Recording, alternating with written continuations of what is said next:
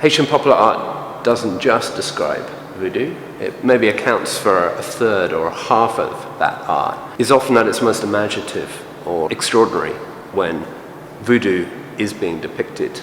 And the spirits are really voodoo believers have a relationship with. Like superheroes, like Greek gods, like ancient Egyptian gods, like Hindu gods, the gods are multiple, and they represent different facets of human character, of professions, of social life. And they're essentially kind of powered up versions of human individuals. The relationship between mortals and immortals is not absolutely distinct in Haitian voodoo.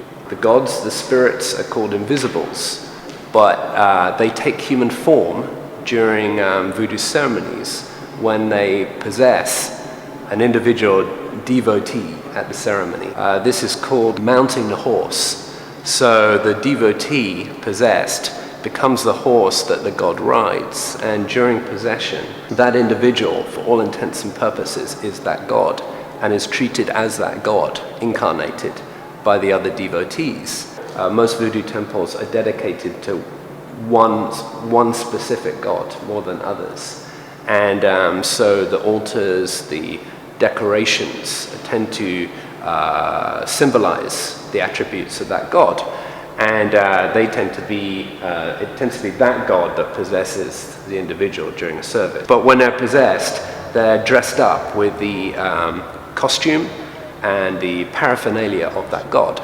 So say if someone was possessed by Ogu, they would have probably a red silk scarf put over their neck. They would be given a machete, and they would curse like a general, and be given rum and the offerings that Ogu in particular would demand, would want.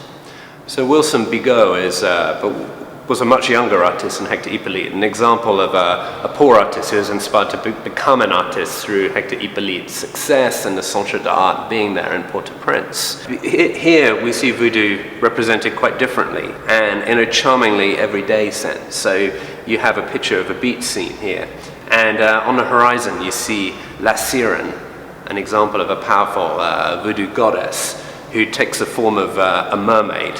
But in the bottom right corner, you see probably someone representing the artist himself, who is kind of crouching down, has a piece of paper and a pencil, and is drawing a sketch of La Sirène, who in the title is described as the wild La Sirène. It's a painting that's very conscious of itself, representing voodoo, and maybe the challenge of representing the supernatural. The composition of this painting is very similar, actually. You get this extreme perspective going right into this far point here. And in the foreground, you see Haitians at carnival dressed as Indians. In the background, you see a very famous spirit who is perhaps the best known to Western audiences, Baron Samedi.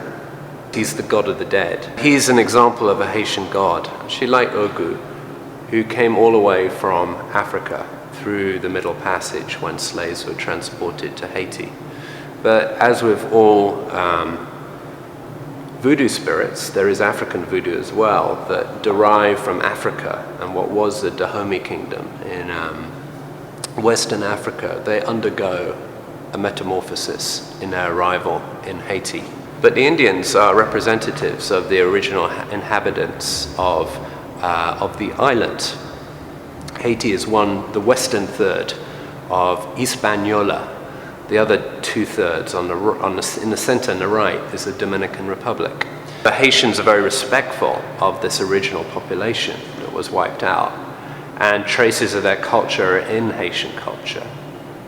The art left behind, aspects of the religion. And it's thought that the African slaves, when they were in Haiti, or Saint-Domingue as it was called under French rule, the escaped slaves living in the mountains came into contact with few remaining Indians, and aspects of Indian religion, Taino religion, Taino is the name of the Indian people in Haiti, infiltrated voodoo as it was evolving. So that's them, and they're dancing around a pond, and maybe the pond could be like a kind of highway or pipe down to the spiritual ocean that Haitians believe lie under Haiti and the ancestors reside. And Haitians call this place, which you could think of as a kind of heaven, I suppose, a kind of immortal realm. They call it Guinan, Guinan being Haitian Creole for Guinea, and therefore Africa. So in Vodou, Africa is not the real place, the place known to geographers and history, but is more potently this spiritual place lying under an ocean, under Haiti itself.